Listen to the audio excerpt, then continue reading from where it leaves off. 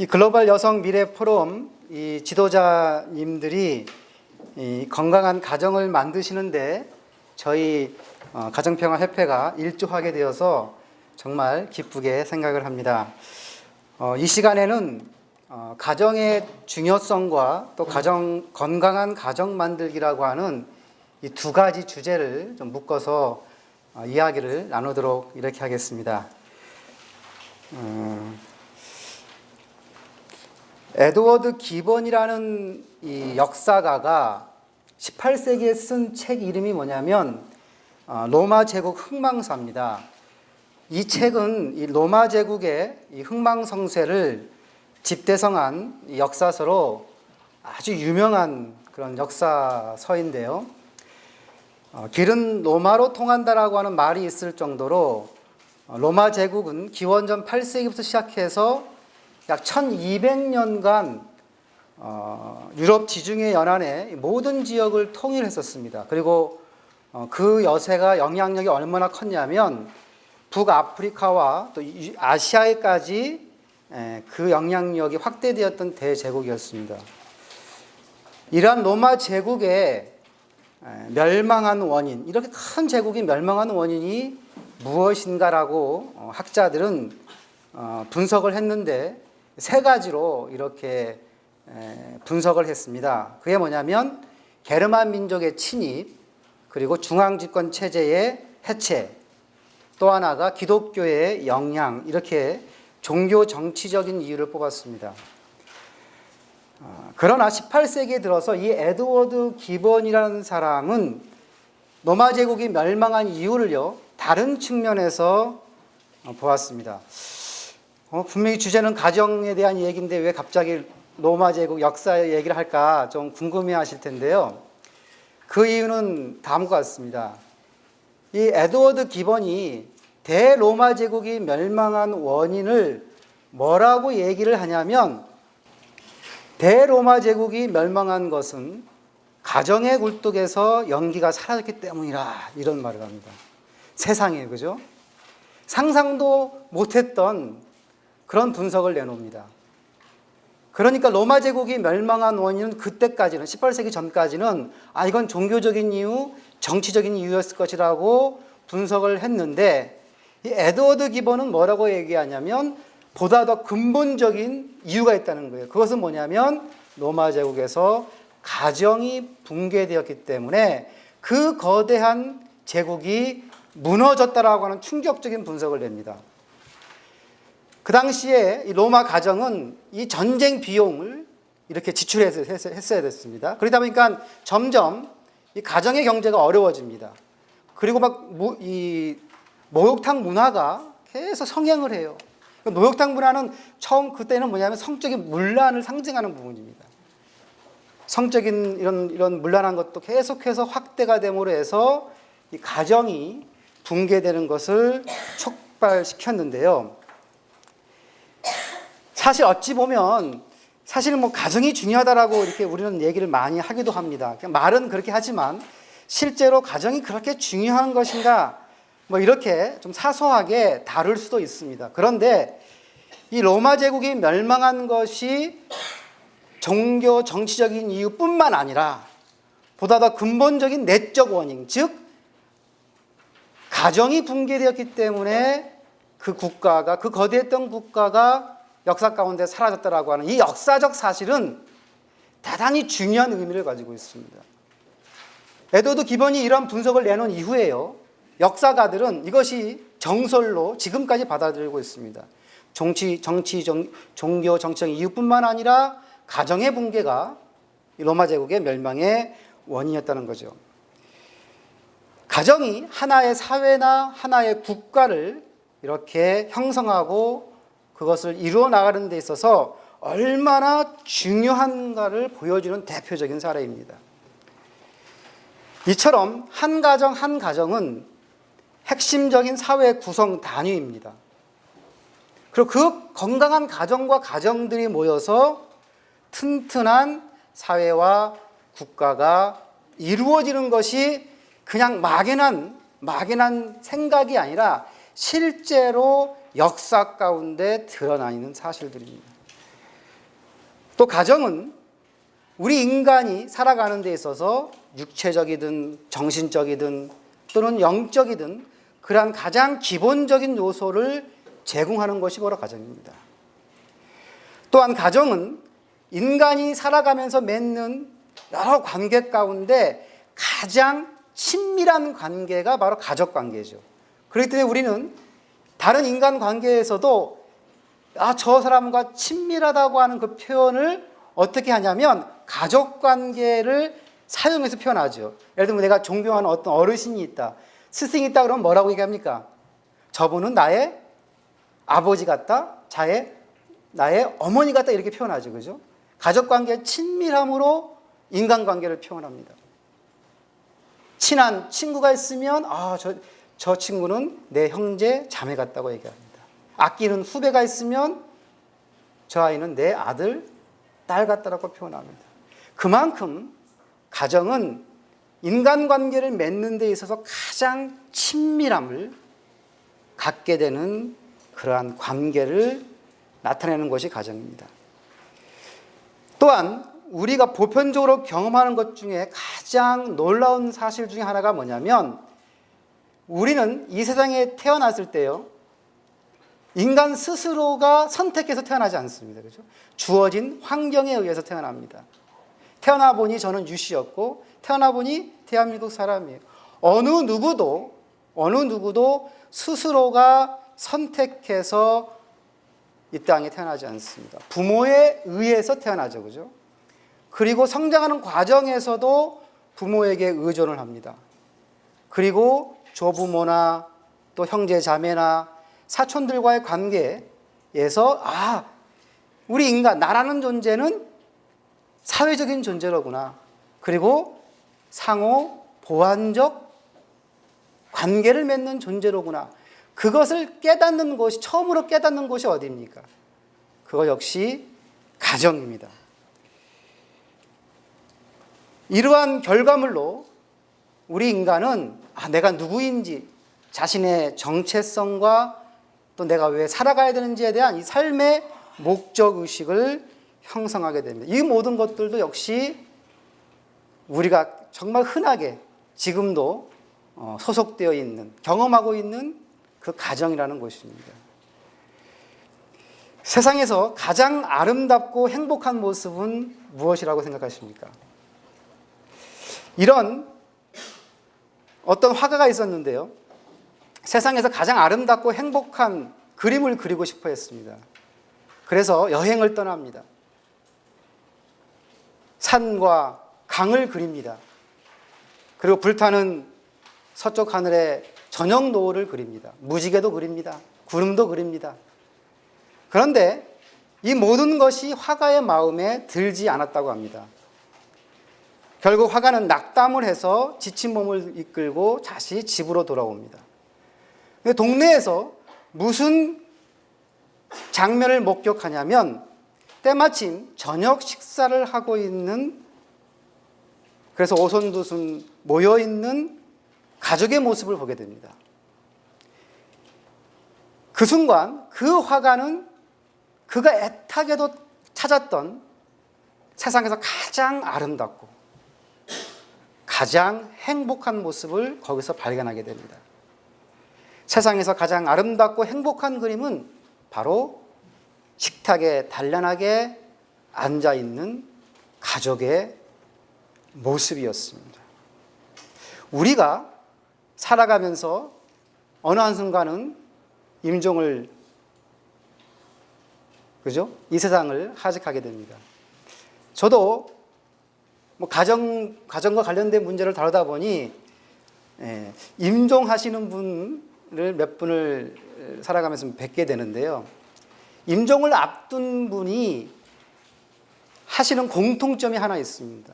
그게 뭐냐면 자신이 지금까지 걸어온 삶을 뒤돌아보게 됩니다. 내가 어떻게 살았는지 쭉 돌아보면서 거기서 스스로가 점수를 매긴다고 합니다. 이런 부분은 잘 됐고 이런 부분은 안 됐고 좋았고 나빴고 이러죠. 그런데 그 마지막 순간에 가장 그 뒤돌아볼 때 가장 중요하게 느끼는 것이 결국 이분이 그동안 당신께서 살아오신 삶에서 어떤 부분에 가장 가치를 두었는가. 돈의 가치를 둔 분은 마지막 임종 때 돈 생각을 하신다고 그래요. 건강 가치면 건강입니다. 여기 나와 있는 포스터는요, 1997년 작년에 이 상영된 버킷 리스트라고 하는 영화입니다. 이 영화는 이 암에 걸린 두 노인이 앞으로 6개월밖에 남지 않았어요. 그래서 이렇게 병원에서 죽으면 안 되겠다. 그럼 둘이 의기투합을 했습니다. 우리가 병원에서 이렇게 우리 마지막 생을 보내지 말고 병원을 뛰쳐나가자. 그동안 내가 하고 싶거나 또는 만나고 싶었던 그런 것들을 한번 해보자. 그래서 둘이 리스트를 적습니다. 그걸 버킷 리스트라고 그러는 거예요. 하고 싶은 리스트를 적습니다. 그래서 뭐 둘이 나가가지고 스카이 다이빙도 해보고 여러 가지도 많이 해보게 됐습니다. 문신도 해보고. 그런데 여기 백인은요, 어떤 분이냐면 백만장자예요. 여러 가지 자신이 마지막으로 버킷리스트 쭉 적는데 적다가 하나씩 성취하면 뭔가 기쁨이 오는 거예요. 그러다 마지막 순간에 뭐를 깨닫게 되냐면 내 인생에서 최고의 버킷리스트가 뭘까? 내가 마지막 이 숨을 거두는 순간에 나에게 제일 중요한 게 뭘까라고 그 마지막 순간, 정말 사실은 절체절명의 순간 아니겠습니까? 죽음의 날을 앞둔, 받아놓은 그 순간에 이 노인이 무엇을 깨닫냐면 나에게 가장 소중한 것은 마지막 이 생을 마감할 때 가족관계라는 걸 깨닫게 됩니다. 특별히 딸하고 너무 관계가 나쁜 거예요. 그래서 마지막 그 순간에 이 노인은 결국은 딸을 용기 있게 만납니다. 그래서 딸과 극적인 화해를 하게 됩니다. 인생에서 가장 소중한 것은 때로는 그 순간순간은 돈이라고 생각할 수도 있습니다. 그죠? 명예라고 생각할 수도 있고, 지위라고 생각할 수 있고, 권력이라고, 그 순간은 그렇게 생각할 수 있습니다. 그러니까 이런 예를 들어보면 그건 다 스쳐 지나가는 것이라고 그래요. 마지막 최고로 내 삶에 가치로운 것이 뭐였을까라고 판단할 때는 결국은 무엇이냐면 가족 관계였다 라고 하는 것이 실제상에도 그렇고 영화상에서도 나타나는, 그만큼 공감이 있는 거잖아요. 영화로 만들었다는 것은 사람들이 그렇게 생각하고 있기 때문에 그런 거죠. 이처럼 가정이라고 하는 것은 행복의 터전입니다. 다 아시겠지만 이 나라별로 행복 지수를 이렇게 매년 이렇게 좀 데이터를 측정한다고 그럽니다. 여러 가지 문항을 만들고 세 가지 주요 요소를 가지고 문항을 만드는데 결국은 자신이 얼마나 행복한가를 스스로 측정하는 지수인데요. 우리 처음 시작하실 때 우리 장관님께서도 행복하시냐고 물어봤지 않습니까? 우리가 막연하게 한국 사람은 행복할 거라고 생각하시는데요. 사실 이 행복 지수를 보면 한국이 몇인지 아십니까? 아니요, 꼴찌는 아닙니다.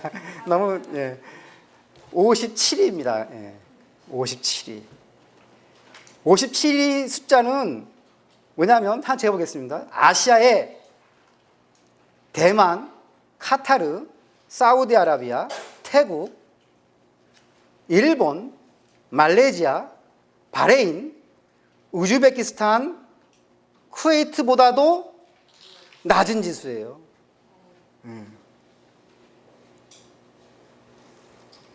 이 세 가지 요소를 측정하는데요. 그 중에 생존 조건이 제일 중요하게 점수를 부여한 생존 조건. 그 생존 조건 중에 하나가 뭐냐면 가족관계입니다.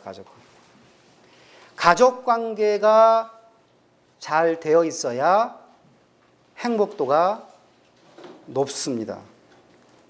대한민국의 국민들이 행복도를 높이기 위해서는 돈을 더 많이 벌고 지금보다 경쟁해가지고 더 높은 지위에 오르고 또 오늘처럼 이렇게 자연에 있는 것 해서 오르는 게 아닙니다. 사실은 자연에 오더라도 어떻게 행복도가 오르냐면 가족과 함께 와야 됩니다. 아버지 혹은 아내 혹은 아들 혹은 딸 혼자만 와가지고는 우리 대한민국의 행복도가 오르지 않습니다. 내가 행복도를 높이고 심지어 내 건강도요. 건강도 결국 이 문제를 해결하는 것은 가장 중요한 요소가 뭐냐면 나의 가족과의 관계가 더 원활해야 되고요. 또 내 건강이 먼저 문제가 있으면 가족과의 관계를 맺는 더 시간을 보낼 필요가 있습니다. 동의하십니까? 예. 이처럼 가정은 인류가 보편적으로 그리고 인종이나 국적이나 종교를 다 초월해서 경험해온 보편적인 곳입니다. 특히 건강한 가정은 이 개인의 행복과 또 탄탄한 사회와 국가를 이루는 데 있어서 대단히 중요한 요소입니다. 그렇다면 이 가정이 건강하게 하려면, 이 건강이 유지하게 하려면 무엇이 필요할까요? 365일 마주하는 부모님과 남편과 아내와 아들과 딸과 건강한 가족 관계가 형성돼야 합니다. 이건 대단히 상식적인 얘기죠. 그렇기 때문에 이것은 보편적인 것입니다. 누구나 그런 길을 가야 되는 것이죠. 건강한 가정을 이루려면 건강한 가족 관계가 형성돼야 합니다. 여기 매너하긴 제가 모르겠습니다만 권위자이신 우리 교수님이 나중에 강의를 하시는 걸로 알고 있는데요. 제가 어설프게 하나 좀 한번 소개를 하나 해보겠습니다. 교수님. 이게 뭐냐면 노베르트 엘리아스라는 사람이 문명화 과정이라는 책을 썼는데요. 이 책을 보면 뭐라고 이분이 얘기를 했냐면 인간이 문명화되는 과정은 사람에 대한 매너의 역사라고 얘기합니다. 사람에 대한 매너가 발달되는 것이 결국은 사회가 더 문명화되는 그러한 척도라는 거죠. 이 이야기는요, 단지 그냥 가정이나 일반적이면 적용되지 않더라고요. 최근에 이것은 기업에도 적용이 되는데요. 최근에 미국 콜롬비아 대학교 이 경영대학원에서 MBA죠. 여기서 여러 유수 기업들을 대상으로 해서 그 대표들한테 조사를 한번 했습니다. 성공 요인이 뭔지. 대표님, 성공 요인이 무엇입니까? 그러자 응답자의 93%, 몇 퍼센트요? 대단한 퍼센트입니다. 93%가 뭐라고 응답을 했냐면 내가 성공한 것은 기회가 좋았기 때문에, 운이 좋았기 때문에, 또 능력이 좋아서 그렇게 대답하지 않았습니다. 그건 아주 극히 일부였고요. 93%가 뭐라고 얘기하면 사람에 대한 매너 있는 태도 때문에 내가 성공했다라고 합니다. 즉 사람을 대할 때 자신이 최선을 다해서 존중하고 예의를 갖추는 그러한 매너 있는 태도가 내가 스스로가 판단하는 겁니다. 스스로가 내가 성공한 요인이었다라고 뽑았습니다. 여러분, 여성 지도자 여러분, 가족관계도 마찬가지입니다. 가족관계도 이 전문가들에 의하면요,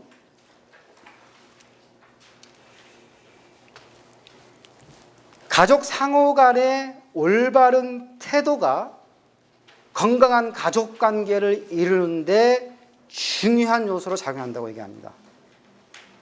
즉 건강한 가정을 이루려면 건강한 가족관계가 형성돼야 되고요, 건강한 가족관계가 형성되려면 가족 상호 간에 올바른 태도를 갖고 관계를 맺어야 한다라고 조언하고 있습니다.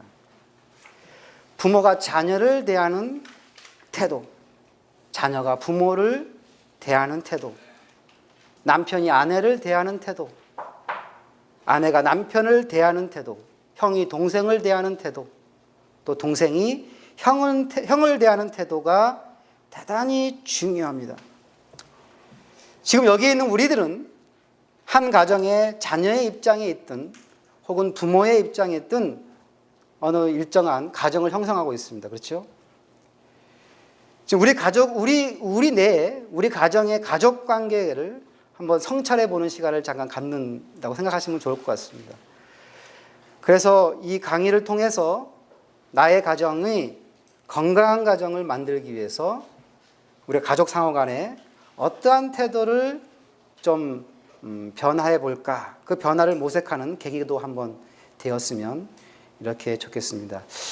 뭐 드시다가 다 이렇게 공감하시지 않을 것도 있을 겁니다. 그러니까 한두 가지라도 공감하시면 반드시 내일 집에 돌아가셔서 한번 적용해 보시고 좀 실천해 보셔서 이 가정에 건강한 가정을 만드실 수 있도록 했으면 좋겠습니다. 오늘은 가족 관계가 여러 가지가 있겠지만 그 중에 한 가지만 하겠습니다. 제가 여기 좀 나눠드린 부분에는 부부까지 갔지만 시간이 그렇게 많이 있지 않기 때문에 1시간이라는 시간이기 때문에 오늘은 그 중에 한 가지인 부모와 자녀 간의 올바른 태도를 말씀드리겠습니다. 이 가족 관계에서 이 부모와 자녀의 관계가 아주 근본적이고 사실은 출발점입니다. 가정은 서로 영향을 미치는 하나의 시스템과 같습니다. 이 가정 관련된 많은 연구자들에 의하면 특히 부모와 자녀 가운데 있어서요, 이 자녀에 대한 부모의 태도, 또 부모에 대한 자녀의 태도는 서로 영향을 미칩니다. 즉, 한 방향이 절대로 아닙니다. 서로가 영향을 미칩니다. 즉, 한쪽만 잘한다고 해서 되는 문제가 아니라 한쪽이라도 뭔가 관계가 틀어지면 부모와 자녀의 관계는 올바른 관계가 이루어지지 못하고 올바른 가족 관계도 형성되지 못하고 건강한 가족도, 물론 부부 관계도 다 마찬가지, 형제자매도 마찬가지겠지만 이 부모와 자녀의 관계도 예외가 아닙니다. 따라서 이 건강한 가족 관계를 형성하기 위해서는 자녀에 대해 부모가 올바른 태도를 가지고 있어야 됩니다. 또 자녀 역시 부모에 대한 올바른 태도를 갖는 것이 매우 중요합니다. 먼저 자녀에 대한 부모의 올바른 태도가 무엇이 있는지 좀 보겠습니다. 부모 되신 여러분, 우리 부모에게 자녀는 어떤 존재입니까? 이 건강한 가정을 이루는 데 있어서 먼저 이 자녀에 대한 우리 부모들의 올바른 관점 내지는 올바른 태도가 사실은 형성되어서 건강한 관계를 맺어야 합니다. 제일 먼저 문제 제기를 한번 해보면요, 대한민국은 역사적으로 이 자녀가 부모에게 잘못한 것은 불효라고 얘기합니다. 그죠? 그리고 이것은 상당히 문제시합니다. 그죠? 부모에게 잘못한 자녀에 대해서 용납해 오지 않는 우리 민족입니다. 그것도 그냥 용납이 아니라 정말로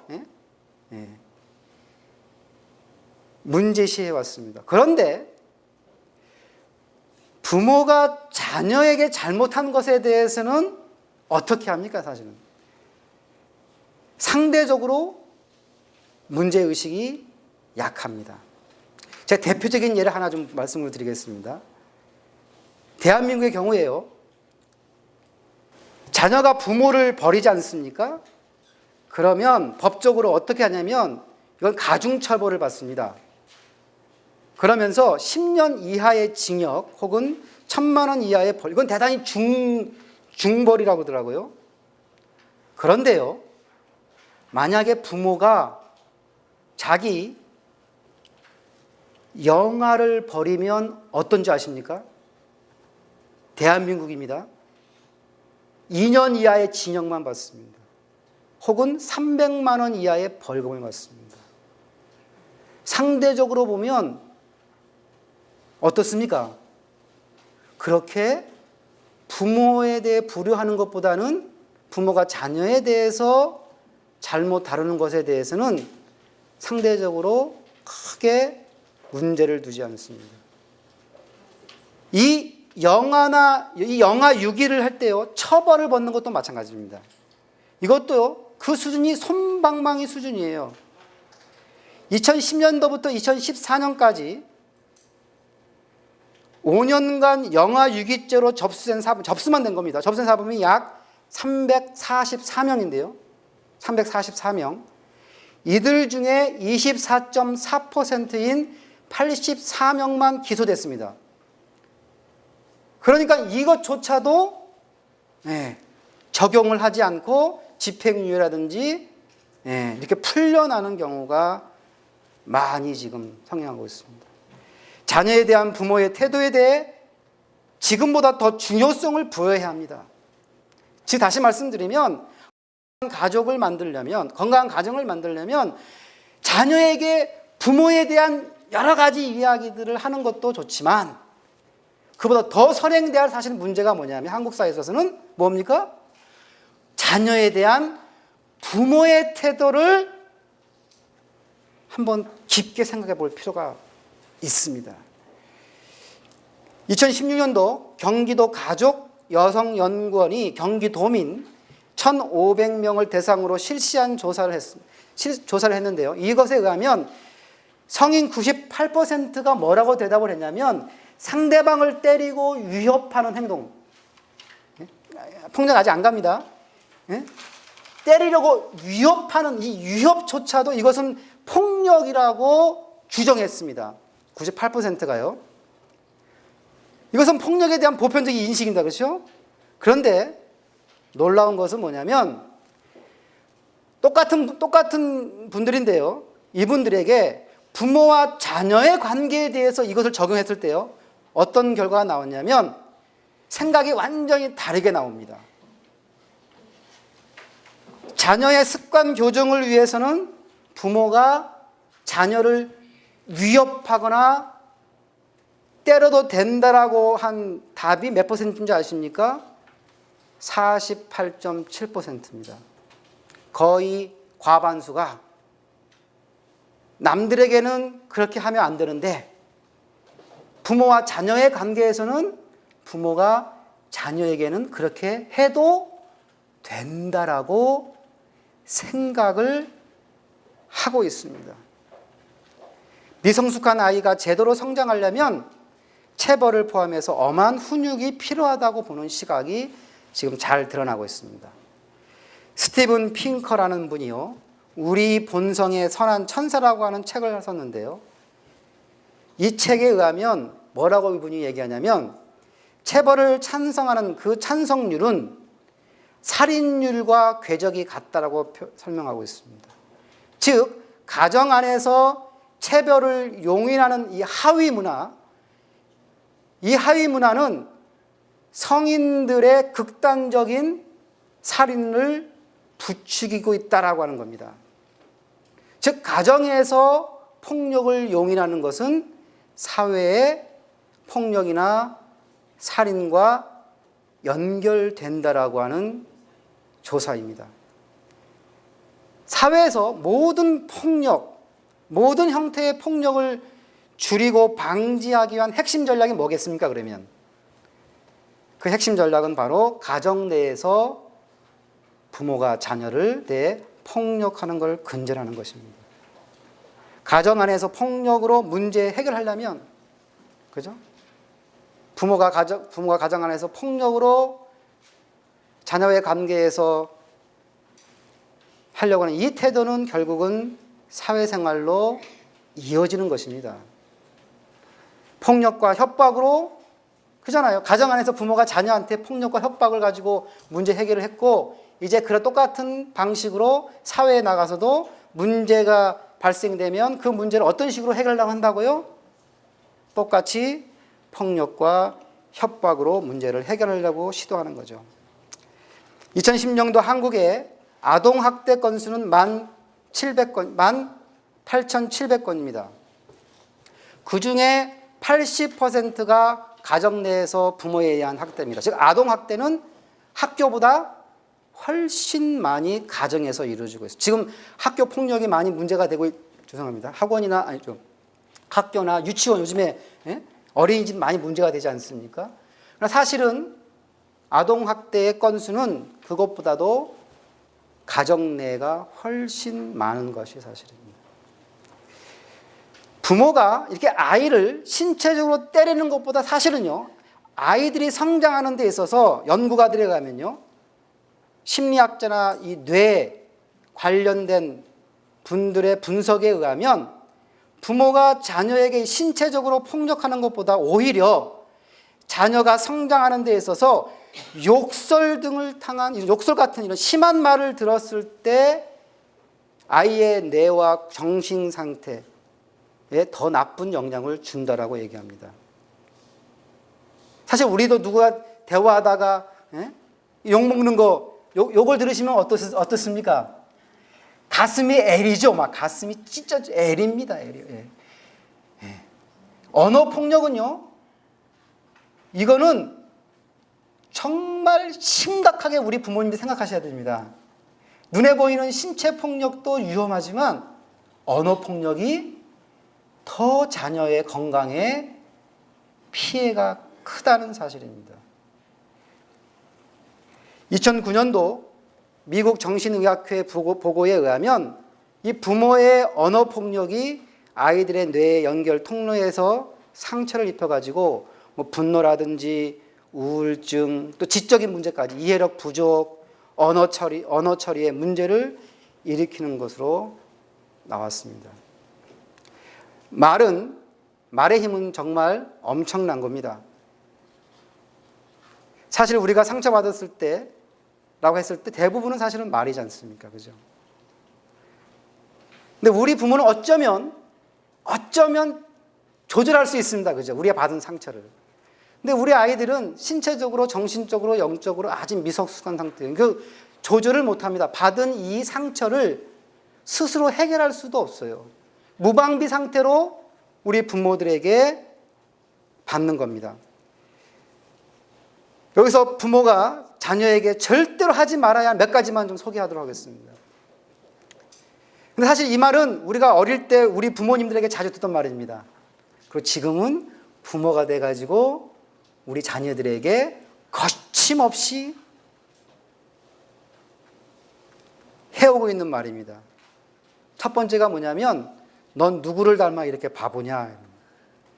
인격 모독의 말 누구나 싫어합니다. 그죠? 예? 근데 우리 아이들은 좋아하겠습니까? 특히 아이들은 상대방의 관심과 사랑에 아주 민감하잖아요. 그죠? 그런데 가장 인정받고, 어린 시절 때 가장 인정받고 싶은 분이 누구겠습니까? 부모일 텐데, 부모에게 넌 누굴 닮아 이렇게 바보냐라고 들으면 그 어린아이에게서 얼마나 그것이 끔찍한 순간이겠습니까? 특히 자아정체성이 형성되는 이 시기에 우리 부모가 자녀에게 존엄한 것을 심어줘야 될 판인데, 이렇게 바보냐라고 하는 이러한 말로 우리는 상처를 주고 있습니다. 또 하나는, 너 커서 뭐가 되려고 그러니? 이번에 너 성적 나쁘면 알아서 해. 뭘 알아서 하는지 모르겠지만 알아서 해. 이 협박입니다. 그죠? 협박. 우리 인간관계에서 협박받으면 어떻습니까? 네가 뭔데? 받아들일 수 있습니까? 그 말을? 그런데 부모는 자녀에게 이런 협박을 합니다. 다시 말하면 우리 자녀들은 매일매일 부모로부터 협박을 받으며 고통스럽게 사실은 살아가고 있습니다. 우리는 밖에 나가서 뭐라고 얘기합니까? 사람을 설득할 때 뭐라고 그래요? 이해시키려고 더 노력하고 참고, 특히 여기 종교인들 분 계시면 사랑은 온유하며, 또 뭡니까? 사랑은 겸손하고, 사랑은 오래 참고, 또 사랑은 무례히 행치 않고. 부모가 자녀한테 무례히 행하고 있습니다, 지금.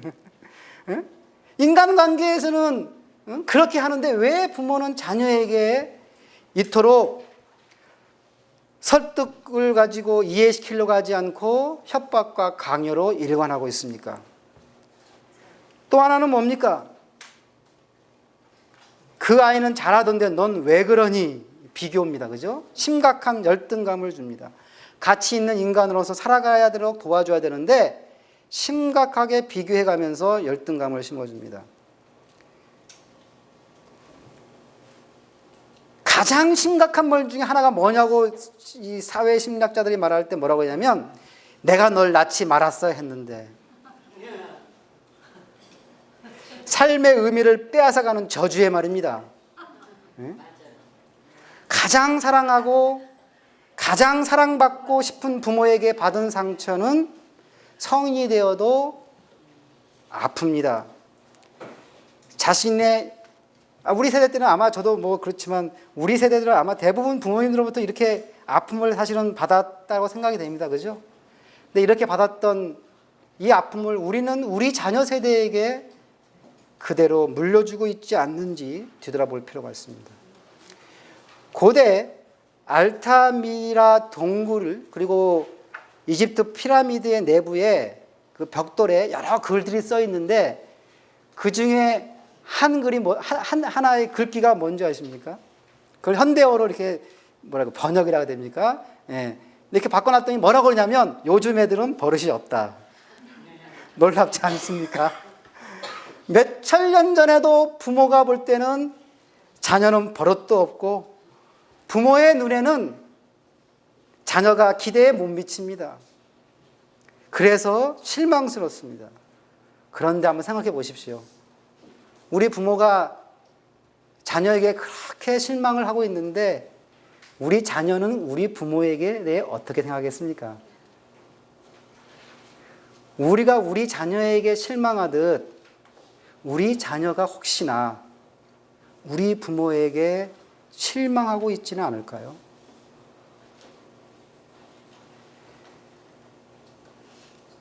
실망하고 있습니다. 그죠?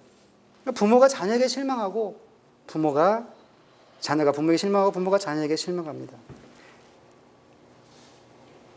이런 부분들에 대해서 우리가 심각하게 생각해 볼 필요가 있습니다.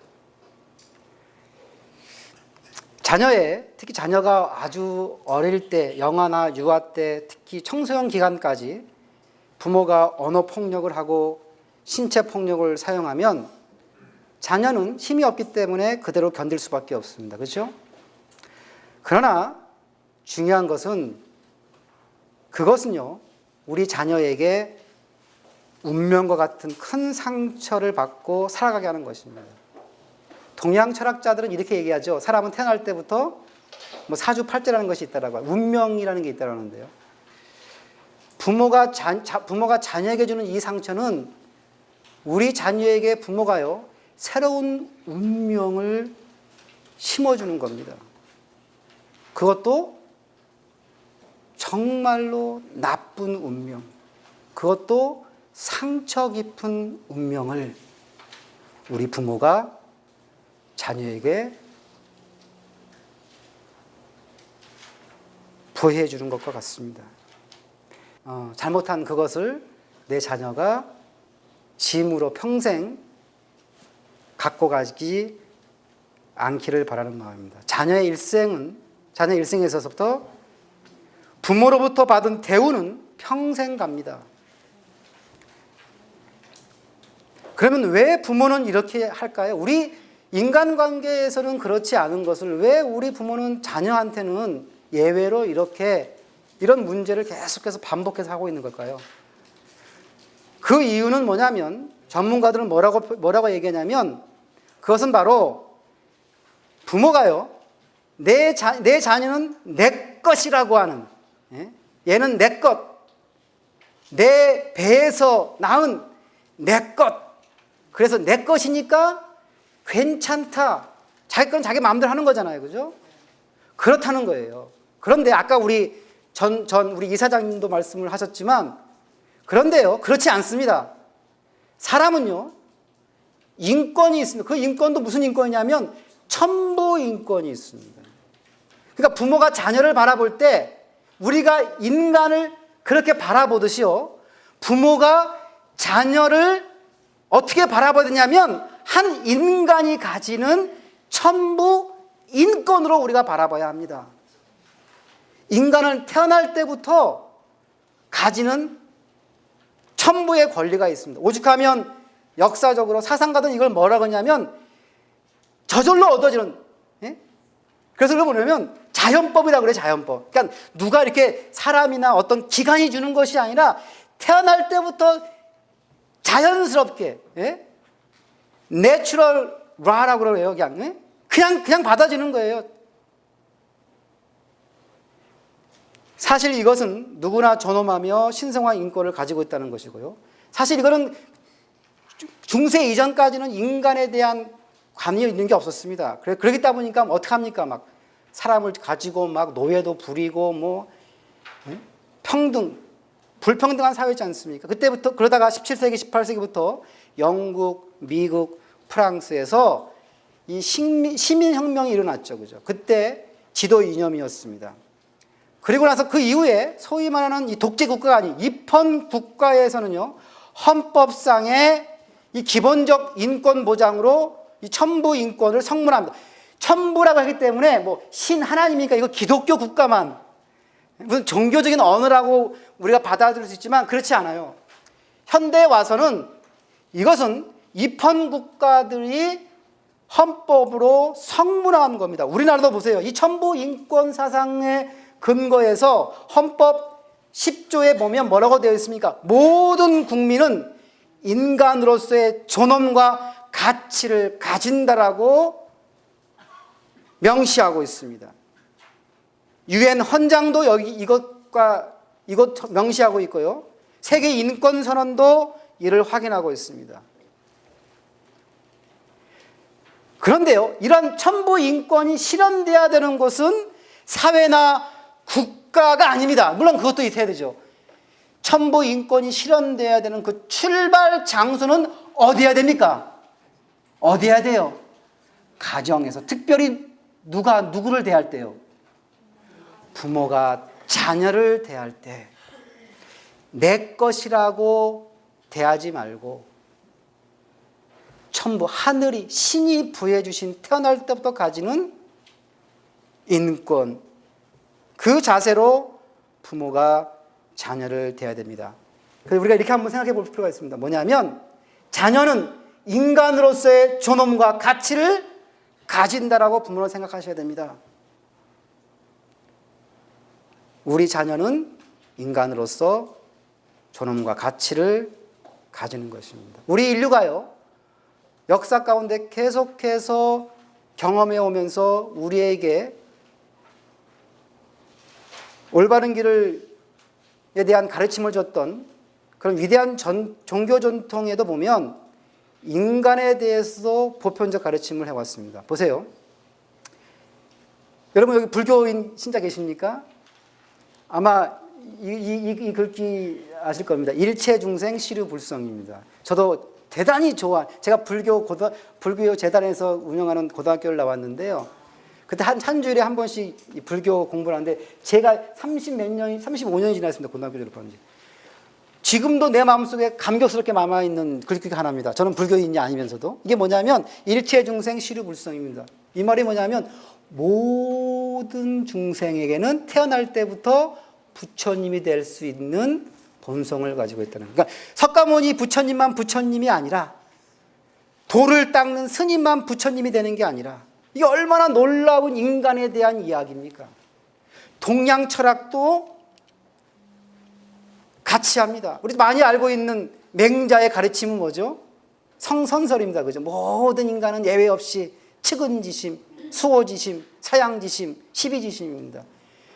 그래서 나중에 15세기 가가지고 왕수인이라는 사람, 왕양면이라는 사람이 이걸 양지라고 표현해서 양지. 우리를 현재 말하면 양심이에요, 양심.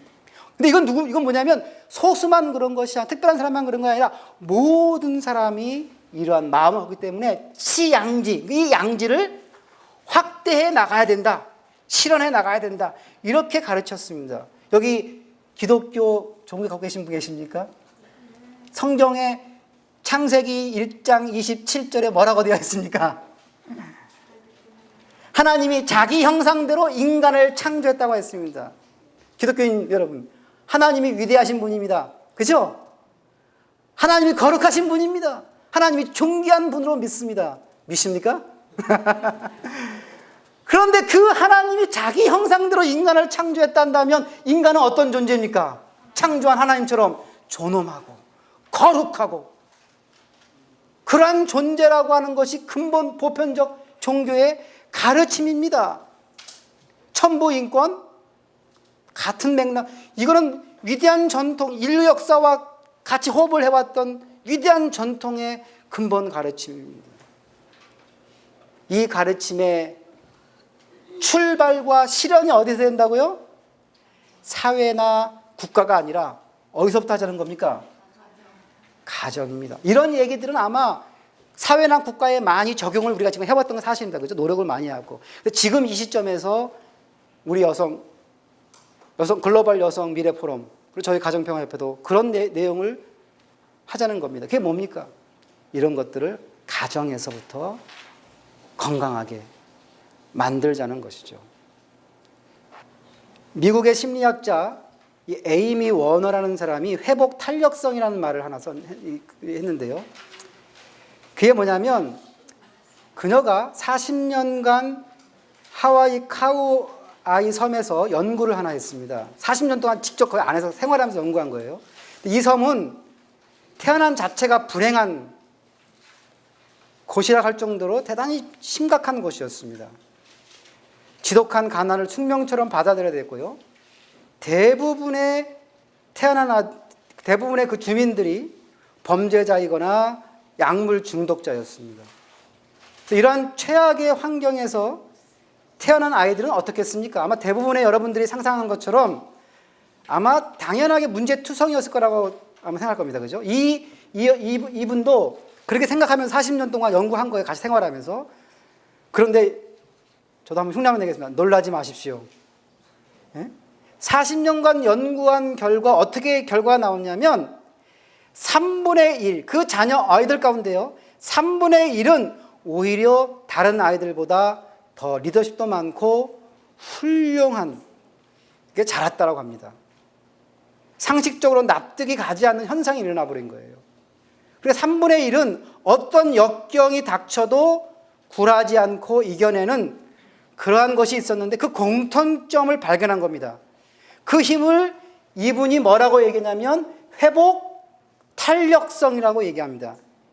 이게 뭐냐면 그 핵심이 뭐냐면 그 3분의 1, 아무리 열악한 환경이었지만 훌륭하게 자란 그 아이들에게는 언제든지 자신들이 기댈 언덕이 되어준 사람이 반드시 있었다는 거예요.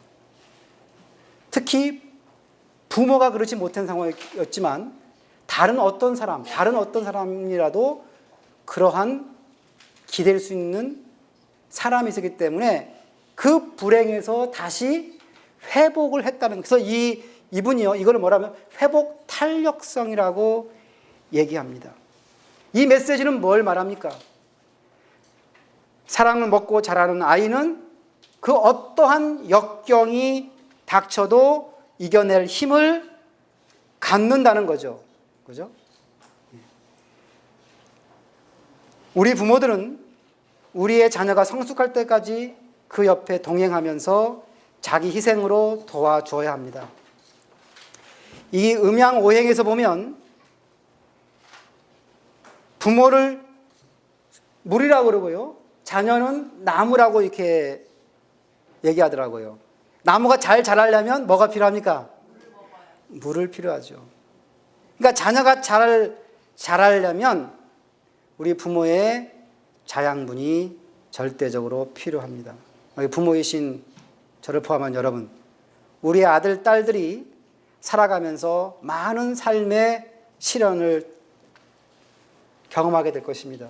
우리의 아이들이 그 어려운 역경과 시련을 마주쳤을 때 아빠, 엄마 이렇게 부르는 것만으로도 우리 자녀들이 그 어려움에서 벗어날 수 있는 힘이 생기도록 우리 부모가 해야 됩니다. 부모가 비록 옆에 없다 할지라도 아빠를 부르는 것만으로도, 엄마를 부르는 것만으로도 뭔지 모를 힘이 발생돼서 그 여건과 시련을 넘어설 수 있도록 우리 부모가 큰 힘이 되어 주시기를 부탁을 드립니다. 그래서 건강한 가정을 세워 나가도록 하겠습니다.